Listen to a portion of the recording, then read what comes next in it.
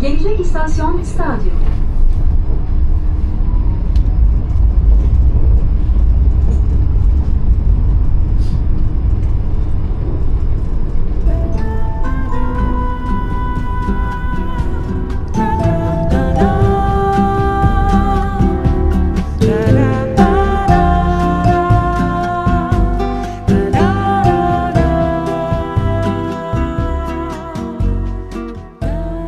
Di kereta dari Basmane menuju Izmir Otogar, gue entah kenapa sedih banget sampai nangis.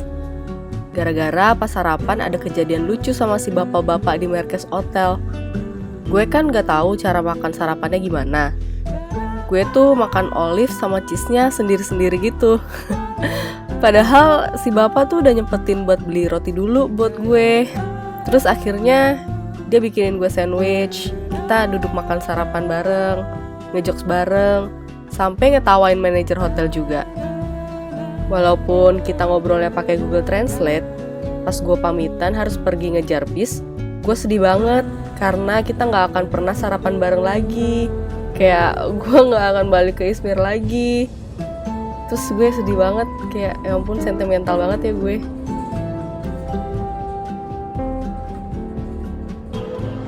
Gue beli tiket bis ke Kapadokia di loket ini pas kemarin balik dari Alacaate. Waktu itu bapaknya nggak bisa bahasa Inggris kan. Akhirnya gue dibantuin sama mbak-mbak yang lagi beli tiket juga buat translatein si bapak ke gue dan sebaliknya. Anyway, karena ini loketnya entah kenapa kosong, gue akhirnya cari loket Kamil Coach yang lain. Buat cari tahu, ini gue harusnya nunggu di loket nomor berapa. Si bapaknya cuma nyuruh gue buat keluar aja.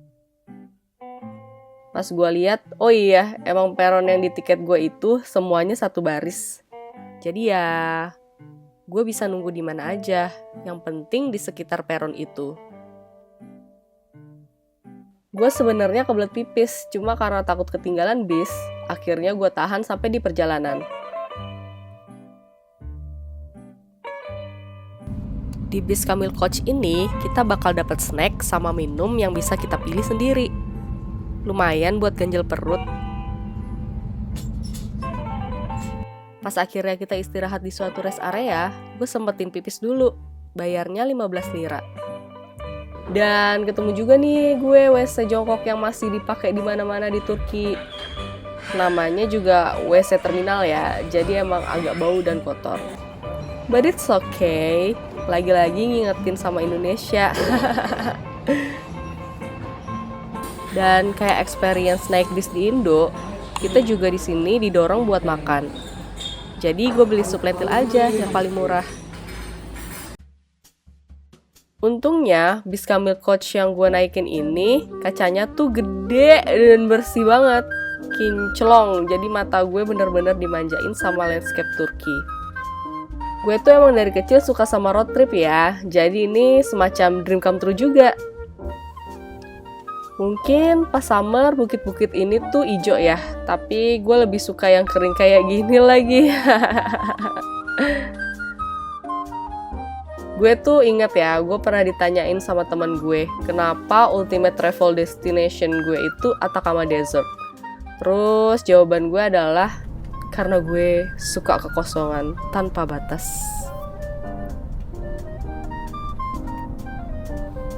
Well, belum nyampe Atacama Desert sih, dan masih di Turki. Jadi kita nikmatin dulu aja keindahan ini.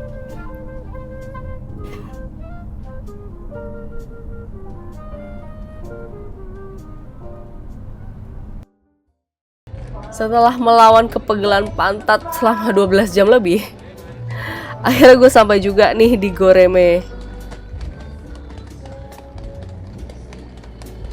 Lihat nih, ada Jasuke juga loh di Turki. Terus gue excited banget ya batu-batu ikonik Kapadokia ini. Gue udah capek banget, jadi pas nyampe guest house gue langsung tidur deh.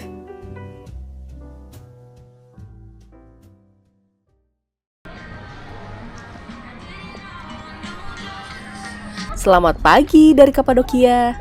Jadwal gue pagi ini beli tiket Kamil Coach buat ke Ankara di tanggal 3. Gue beli tiket yang jam 14.05 biar gue dari pagi ke siang bisa explore Göreme. Bisa dilihat, di sini gue lagi-lagi salah setting video di DJI gue pakai Super Night. Padahal jelas-jelas terang benderang gini.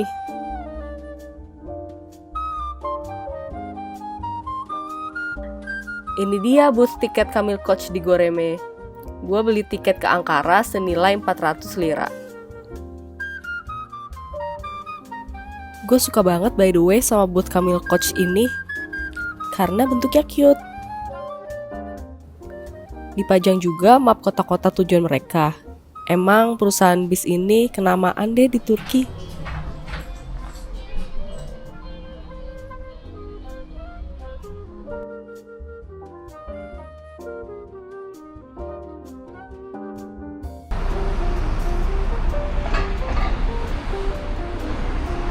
Anyway, ini gue agak nyasar dikit. Padahal kalau lo lihat map, guest house gue itu ke terminal cuma lurus doang. Sekalian balik, gue mau cerita dikit ya. Jadi kan gue sebelum berangkat tur hari ini makan di salah satu cafe deket guest house gue. Terus abangnya tuh unik banget. Dia welcoming dan enak diajak ngobrol sih. Pertamanya dia nanya gue dari mana. Terus gue bilang dari Indonesia. Oh, sister country. Dia bilang gitu. Gue jawab, ya sih emang masuk sini gak pakai visa. Terus dia ngajakin temenan kan di IG. Dia ngakunya fotografer. Pas gue lihat, tapi kenapa page Instagramnya isinya foto dia semua ya? Terus gue mention ke dia kayak, oh lo suka pakai drone juga? Dia bilang, iya gue suka pakai drone. Kapan-kapan kalau ada waktu bolehlah nanti dia fotoin. Intinya dia mau jual jasa sih. Udah kan gue balik nunggu di lobby guest house gue yang bagian outdoor. Pas gue makan toast dari cafe tadi, tiba-tiba ada drone anjir terbang-terbang di atas kepala gue.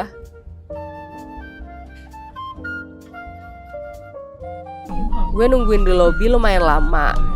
Gue sampai takut jangan-jangan gue kena tipu. Soalnya WA gue gak dibales sama orang kantor turnya. Tapi untungnya gue gak kena tipu sih. Dan waktu gue dijemput ya masih masuk di jangka waktu yang dia perkirakan. Tujuan pertama kita kali ini ke viewpoint Pigeon Valley. Sayangnya lagi rada bendung.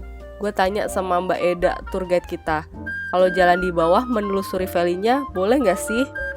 Katanya ya boleh, tapi jangan sendirian ya karena bahaya. Tahu aja dia gue mau sendirian.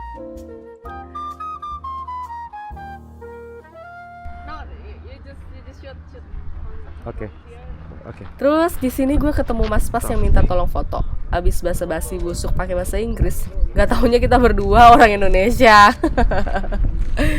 Tapi gue mikir ya, apa orang Indonesia itu mukanya se-ethnically ambiguous itu sampai kitanya sendiri bingung. Abis puas kena angin di Pigeon Valley, kita bakal masuk ke pengapnya tujuan kedua kita, yaitu Derinkuyu Underground Town. Sebenarnya ini cukup menarik, cuma karena di dalam banyak banget orang, jadi lumayan ribet keluar masuknya. Gue jujur gak rekomen sih, apalagi kalau kalian punya klaustrofobia. Banyak banget jalanan sempit dan rendah di sini yang cukup ngingetin gue sama tragedi di Natipati Cave. Jujur gue gak paham, kok ada ya orang-orang yang suka sama spelunking. By the way, sebelum ke Derinkuyu tadi, kita sebenarnya diajak buat lihat batu-batuan berharga di sebuah jewelry studio gitu. Tapi ya tahu sendiri kan ini tujuannya apa, biar kita belanja. Oke lanjut aja, ini tujuan ketiga kita, Selime Cathedral.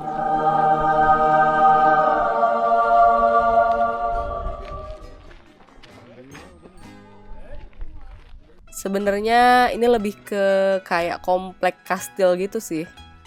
Gue jujur gak terlalu dengerin tour guide gue. Tapi pokoknya sama kayak Derinkuyu, jadi pada suatu masa ada saatnya dimana umat Kristen itu bersembunyi dari suatu kelompok. Gue gak tahu deh kelompoknya tuh siapa. Pemerintahan Romawi kayaknya ya. Karena ingat dulu Kristen itu awalnya emang cult. Semua agama tuh cult sih dasarnya. Anyway, jadi mereka bangun tempat-tempat ini di ferry chimney-nya Kapadokia biar nggak ketangkep. Gue pas masuk katedralnya jujur kagum banget. Masih bisa kita lihat sisa-sisa fresko di atapnya. Tapi ngeri juga sih, hallnya tuh gelap gitu. Gue takut tiba-tiba ada malaikat muncul memberi pesan. Kayak please banget, hidup gue udah cukup beban, gak usah bikin gue skizofrenik. Gue sepanjang perjalanan ini by the way lumayan akrab sama satu couple Korea. Yang laki lumayan yeper sih. Tapi nice banget. Dia kasihan kayaknya lihat gue nge-shoot sendiri. Kita ngobrol juga pas makan di Ihlara Valley. Cukup ngalor ngidul dari visa sampai ngomongin orang. Hai guys. Hai. Hai. Ini dia Ihlara Valley yang gue tunggu-tunggu. Pokoknya ini di sini bagus banget sih. Jadi ya udah kita nikmatin aja ya footage-nya.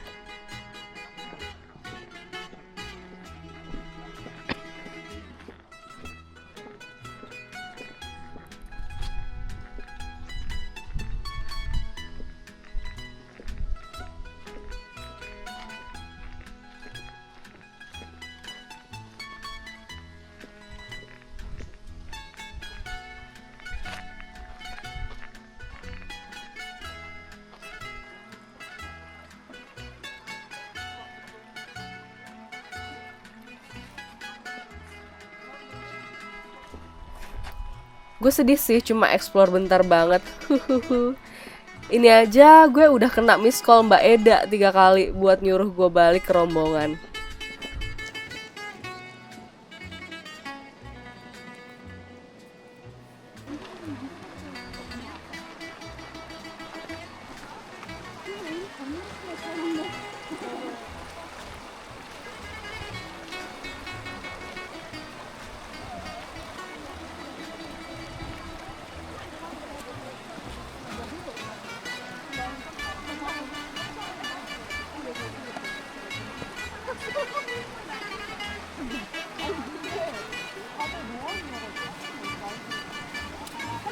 Gue awkward sih pas sampai rombongan, kayak nggak bisa ngomong sorry juga.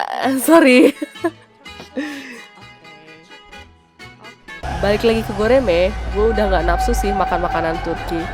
Gue tuh pengen banget Indomie. Terus nggak mungkin kan ada warung Indo. Cuma ternyata ada restoran Malaysia nih. Ya udah gue datengin deh tuh buat makan mie gorengnya yang ya agak keras sih, cuma rasanya lumayan. Gue juga sempetin buat beli rokok Camel, tapi ternyata nggak enak. Emang paling enak rokok kretek Indonesia. By the way, mas-mas restoran Malaysia ini ternyata orang Indonesia loh. Kayak gue udah curiga kenapa logatnya nggak Malay sama sekali. Ternyata gue nguping dia itu ternyata mahasiswa di Kayseri. So ya, hari gue diakhiri dengan rokok yang gak enak. Tapi pemandangan Goreme di kala senja cukup bikin hati gue enak sih. See you tomorrow. Good morning. Ini pagi-pagi buta gue udah menanjak ke tempat viewing point kita kemarin karena gue mau lihat balon udara. Ini tempat yang direkomendasiin sama bapak-bapak guest house gue. Ya udahlah ya. Sebenarnya gue pengen lihat dari titik yang lebih dekat dari guest house. Cuma katanya best spotnya yang ini. Terus pas balik ke Goreme, gue tuh ketemu lagi sama couple Korea yang ikrip kemarin. Mereka lihat dari poin, nggak tahu sih dari mana. Cuma katanya balonnya deket banget. Mending gue ke situ. Cuma emang balon udara ini kita nggak bisa kontrol arah anginnya kemana. Jadi emang untung-untungan. Gue capek banget sih, ini lumayan dingin. Jaraknya sekitar 2 km. Dan kalau udah mau sampai titiknya itu, nanjaknya agak gils. Gue ngerasa sedih aja gitu jalan. Sementara yang lain naik mobil.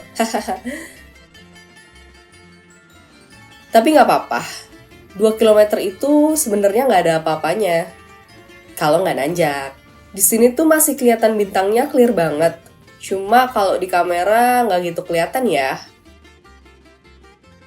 Pas udah sampai di atas, Gmaps itu rada freak nyuruh gue lewat semak-semak. Gue sampai cek berkali-kali emang ini jalannya. Ya udah, kita coba aja ya. Akhirnya emang ya bener ini sih jalannya.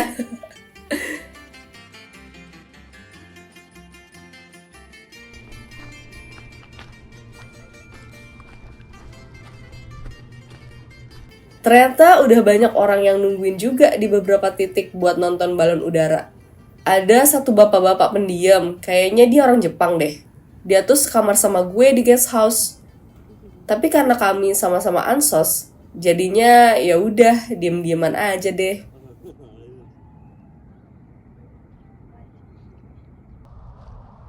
Gue di sini sampai matahari terbit kayak pindah-pindah titik, ngikutin kemana arah angin niup balon-balon itu. Jujur, gue emosional deh lihat balon-balon ini. Kenapa ya? Kayak indah sih. Cuma sebenarnya nggak gimana-gimana juga. Mungkin karena kesininya tuh gue butuh perjuangan. Terus kayak ini tuh solo travel pertama gue. Terus gue bisa bareng-bareng sama orang-orang lain juga nikmatin pemandangan ini. Kayak kita semua tuh berbeda tapi tetap satu gitu. Bineka Tunggal Ika gak sih? Udah puas liatin balon-balon, gue jalan balik nih ke guest house, ngelewatin padang belukar yang tadi. Gue gak tahu ya ada apa dengan gue dan ladang-ladang berpasir.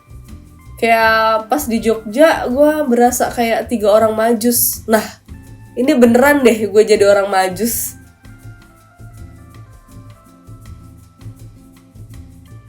Di jalan rayanya pun masih kelihatan balon-balonnya. Dor, ada pup anjing. Geli banget gue asli, di Turki banyak banget bom kayak gini. Hati-hati ya. Nah, di pinggir jalan itu kan ada opening. Dan ada jalurnya juga. Gue coba-cobain deh masuk ke situ. Tapi ternyata dia tuh bukan ke bawah yang chimney-chimney itu. Tapi ke atas, tempat viewing point kita tadi.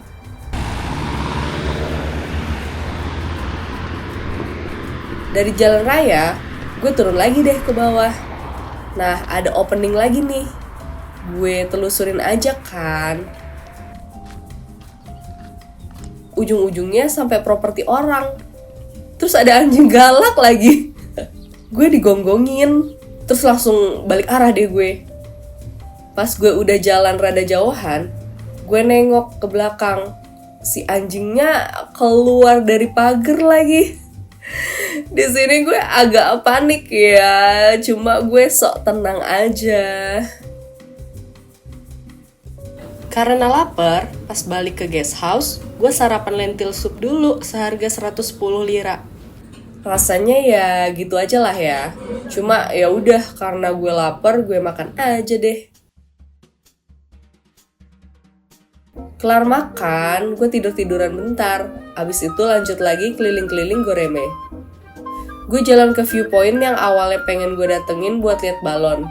Jadinya gue nanjak lagi.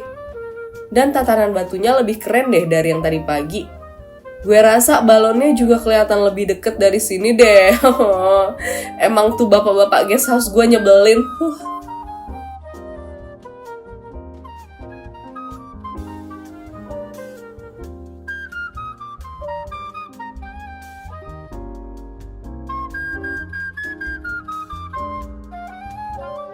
Terus kan temen gue ada yang ngitip tanah dari Turki. Cuma kalau gue nyerok tanah di tempat yang banyak orangnya, gue malu. Jadi gue telusurin dulu, di mana nih yang sepi. Dan akhirnya gue sampai ke perkebunan anggur sih kayaknya. Gue serok deh pasirnya buat temen gue. Terus pas gue denger ada suara traktor di kejauhan, gue pura-pura aja megang daun anggur. Terus nyapa si bapak petaninya. Merhaba. Anjay, freak banget nih mbak-mbak. Gue yakin bapaknya mikir kayak gitu. Di sini banyak tanaman kacang-kacangan ya. Dan ada juga loh bunga lavender. Tapi sayangnya belum sepenuhnya mekar. Puas menikmati panas, gue turun lagi buat lihat-lihat souvenir. Ada pouch yang gue naksir banget kan dari kemarin. Tapi harganya 300 lira, terus gak bisa ditawar.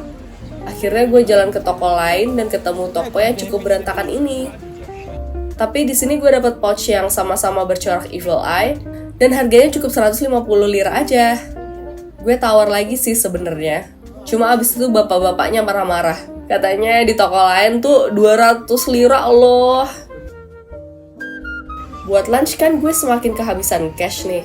Dan akhirnya beride buat masuk ke toko kelontong yang lumayan deket sama guest house gue.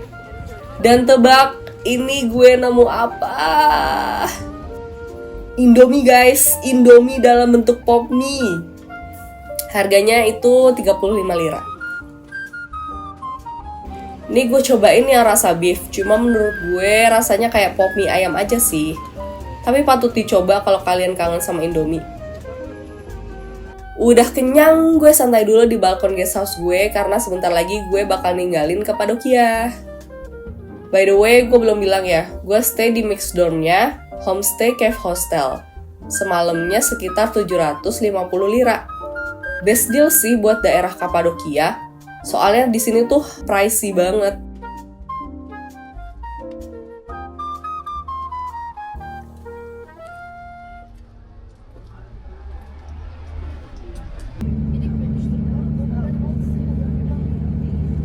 Jam 1:30-an, gue udah sampai di Terminal Goreme buat nungguin Kamil Coach kita yang menuju ke Ankara. Bisnya rada telat sekitar 5 menitan gitu. Terus kacanya kali ini gak se-HD pas gue naik Kamil Coach dari Izmir ke Kapadokia. Tapi cukup oke. Gue banyakan tidur sih di perjalanan ini.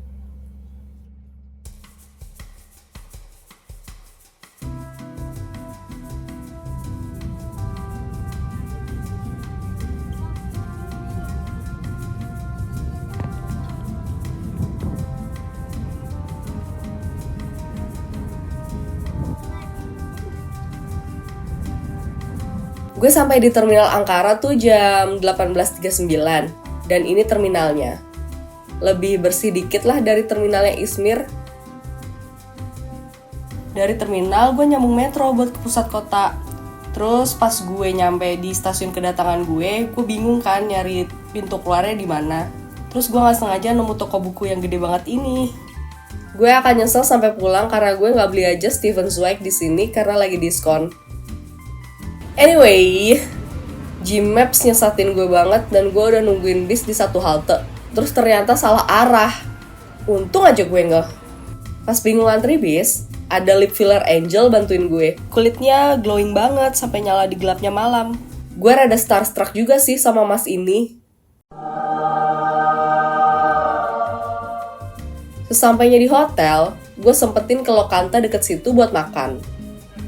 Kali ini gue udah pinter, pesennya koftenya doang. Rasanya enak dan orang-orangnya nice. Tapi tetap porsinya kuli banget.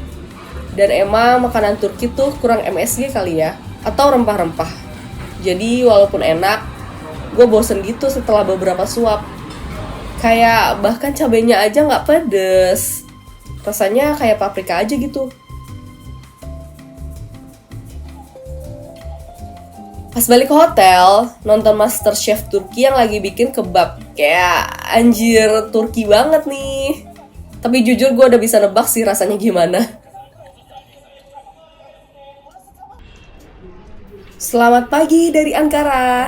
Karena gue kepikiran sama bukunya Stephen Zweig yang kemarin, akhirnya gue mutusin buat keluar nyari toko buku. Tapi sebelumnya gue sarapan dulu di hotel. Kali ini gue suka banget sama sarapannya. Yang gue perhatiin, emang di Turki itu kalau makan telur-teloran sama daging-dagingan, gak akan pernah salah deh. Ini sosisnya enak banget. Walaupun gue yakin sebenarnya yang mereka pakai ya sosis biasa aja menurut standar mereka. Sebenarnya opsi buat sarapannya ada banyak. Tapi karena gue trauma sama sarapan gue di Izmir, jadi gue pilih aja yang jelas cara makannya. Nah, ini gue menuju toko bukunya. By the way, alasan gue milih hotel gue, Sport Hotel, selain karena murah, cuma 800 lira semalam, dia itu juga deket sama Old Town-nya Ankara. Gue tadinya pengen ke Ankara Castle, tapi karena kereta gue dapetnya yang jam 12 siang, niatnya harus gue urungkan. Tapi ternyata si toko buku yang cuma 5 menit dari hotel gue ini pun letaknya udah di kawasan Old Town. Gue nggak tahu sih ini Old Town beneran apa dibikin kayak Old Town. Ini tuh lokasinya ada di ruko-ruko gitu. Cuma pas gue sampai di tempatnya ternyata masih tutup. Nggak tahu karena kepagian atau emang tutup selamanya.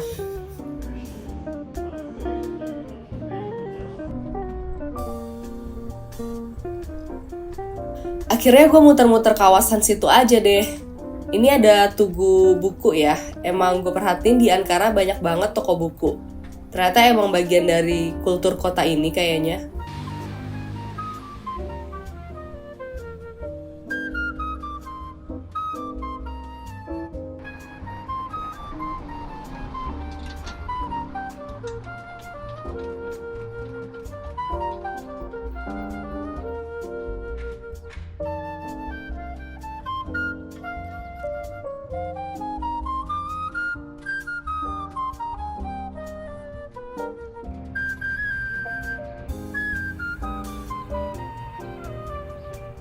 Terus gue naik ke atas dan nemuin masjid ini. Namanya, sorry kalau salah ya, Haji Bayram. Bagus ya. Daun-daun di pelatarannya juga udah mulai kuning gitu. Berasa deh musim gugurnya. Gue sebenarnya pengen masuk, tapi males awkward. Jadinya gue jalan-jalannya di luarnya aja.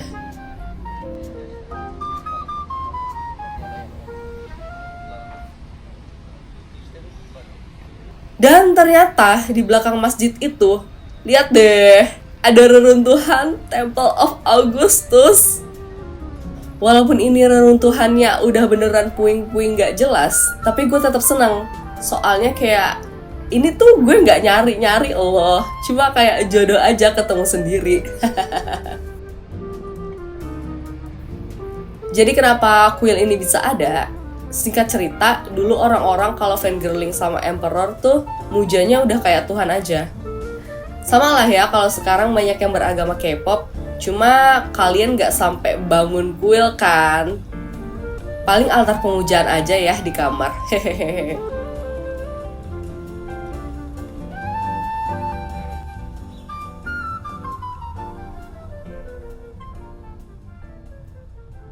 Ngomongin soal kamar, gue mau kenalin kamar hotel gue dulu ya. Nah, ini pertama ada kamar mandi. Nah, di sini kamar mandinya masih old school banget. Salah satu ke old schoolannya itu. Showernya nih knopnya masih 2, yang ini dingin, yang ini panas. Jadi lo nggak bisa anget. Either panas atau dingin. Molten lava or Arctic Ocean, I don't know. Ini juga toiletnya dia ditarik ya, bukan didorong.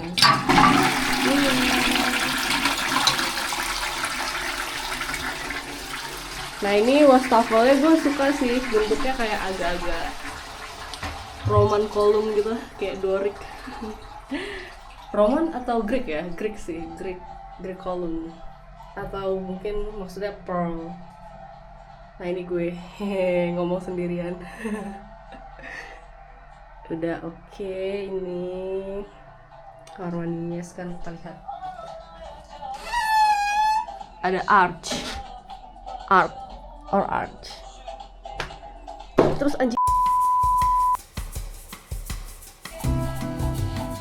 Nah ini tempat tidurnya.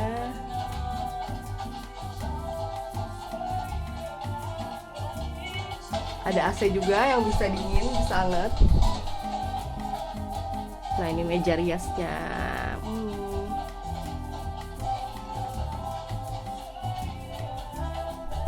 Udah sih itu aja. Keunikannya apa ya? Oh, keunikannya itu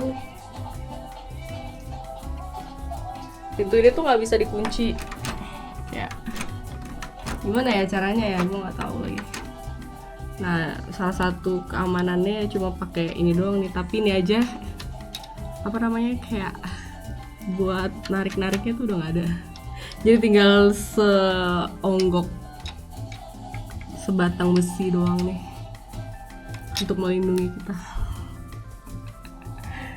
Jadi itu aja deh, segitu doang room tournya. Sekarang gue mau siap-siap balik. Nggak balik sih, ya balik sih, ntar di Istanbul. Gue mau naik high speed train ke Istanbul dari Ankara Kari. Oke. Jarak antar hotel ini ke stasiun Ankara itu cuma sekitar 2 km. Jalannya enak sih, cuma kasihan aja roda koper gue. Kalau beli Rimowa gitu, rodanya jagoan nggak ya? Soalnya kalau koper seadanya kayak punya gue gini, suka takut rusak kalau kena jeglongan. Tapi terus gue mikir, kalau orang punya Rimowa, dia nggak mungkin sih jalan kaki ke stasiun. Dia pasti naik taksi, ya nggak?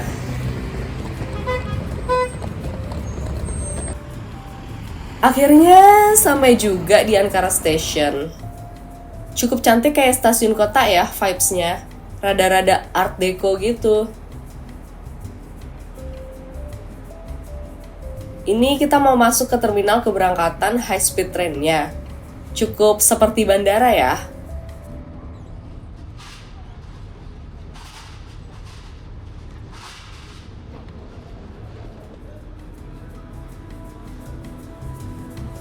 Dan pas masuk, bakal ada keterangan kereta kalian datang jam berapa dan di peron mana. Ini peron gue di 5B. Tapi sebelum itu gue naik dulu ke lantai atas buat cari makanan. Gue mutusin buat makan kebab baget ekonomis ini karena lagi-lagi murah, cuma 100 lira. Si mbaknya pas gue pesen ini bercandain gue gitu, katanya ini kecil. Yakin gak mau beli 2? Kagak, gue bilang, ini aja. Dan bener perkiraan gue, segini tuh baru pas porsinya buat cewek petit dan cute kayak gue.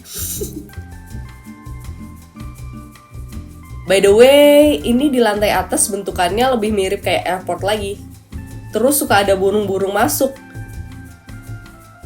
Bisa juga duduk-duduk di balkonnya nih, buat nikmatin cityscape kota Ankara. Pas sampai di kereta, gue langsung ngerasa sial karena jendelanya cuma 1/4. Cuma gue beruntung, nenek-nenek di sebelah gue sangat nice and sweet. Dia emang duduk sesuai nomornya, gak kayak penumpang-penumpang lain. Sepanjang perjalanan tuh, banyak banget yang protes seatnya diambil sama orang. Gue sempetin juga ke toiletnya, diantarin sama mbak-mbak yang duduk di belakang gue. Karena yang lain gak ada yang bisa bahasa Inggris. Toiletnya cukup oke, cuma bau aja tipis-tipis. Alasan gue mau naik ini tuh karena gue mau lihat landscape Anatolia. Cuma pegel ya bun kalau harus nengok 90 derajat terus-terusan. Dan jendelanya juga masih HD, Camel Coach gue dari Izmir. Jadi ya udahlah, gue nyerah aja. Tapi desa ini kayaknya bagus deh buat mancing. So, this is the last part of my journey from Cappadocia to Ankara. In the next part, kita bakal jalan-jalan ke Istanbul. Yeay! Jujur ini favorit gue sih. Stay tune ya.